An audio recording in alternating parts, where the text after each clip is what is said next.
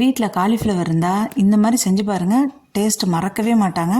கொஞ்சம் கூட மசாலா உதிராமல் நல்லா முறுமுறுன்னு சாப்பிட்றதுக்கு டேஸ்ட்டு பக்காவாக இருக்க ஒரு காலிஃப்ளவர் 65 எப்படி செய்கிறேன்னு பார்க்கலாம். காலிஃப்ளவரை மீடியம் சைஸில் கட் பண்ணிக்கலாம். சுடுதண்ணியில் காலிஃப்ளவர் 2 நிமிஷம் உப்பு போட்டு கழுவிக்கோங்க.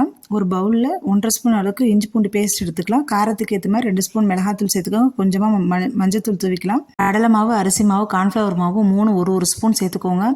லெமன் சாறு 1.5 ஸ்பூன் அளவுக்கு சேர்த்துக்கலாம். தேவையான அளவுக்கு உப்பு சேர்த்து இது நல்லா ஒரு முறை கலந்து விட்டுக்கோங்க. இதில் தண்ணி சேர்க்கக்கூடாது. இந்த டைமில் 1.5 ஸ்பூன் அளவுக்கு எண்ணெய் சேர்த்துக்கலாம். இந்த மாதிரி எண்ணெய் சேர்த்து செய்கிறப்போ மசாலா உதிராமல் நல்லா கோட்டிங் ஆகுங்க. இப்போ அப்படியே ஒரு முறை கலந்து விட்டுட்டு நம்ம க்ளீன் பண்ணி எடுத்து வச்சுருந்தா காலிஃப்ளவரை இது கூட சேர்த்துக்கலாம். நல்லா கலந்து விட்டுக்கோங்க. இந்த மசாலா இந்த காலிஃப்ளவரில் எல்லா இடத்துலையும் கோட்டிங் ஆகணும். அந்தளவுக்கு ஒரு 5 நிமிஷத்துலேருந்து 10 நிமிஷம் நல்லா கலந்து விட்டுக்கோங்க. இப்போ பாருங்கள், இப்போ நல்லா கோட்டிங் ஆகிடுச்சு. இப்போ ஒரு கடாயில் எண்ணெய் வச்சு எண்ணெய் நல்லா சூடு ஏறினதுக்கப்புறமா 1 by 1 அந்த காலிஃப்ளவரை நம்ம எடுத்து இது போட்டுக்கலாம். இது போட்ட உடனே திருப்பிடக்கூடாது. அந்த மாதிரி திருப்பினா தான் மசாலா உதிருங்க. ஒரு சைடு வெந்ததுக்கப்புறமா அப்படியே திருப்பி விட்டு எண்ணெய் கொதிஞ்சிறது அடங்கினதுக்கப்புறமா அரிச்சு எடுத்துட்டோம் அப்படின்னா சுவையான மனமான காலிஃப்ளவர் 65 ரெடிங்க. எண்ணெயும் பாருங்கள் எவ்வளோ தெளிவாக இருக்குது. கொஞ்சம் கூட மசாலா உதிராமல் இதே மாதிரி நீங்களும் ட்ரை பண்ணி பாருங்கள்.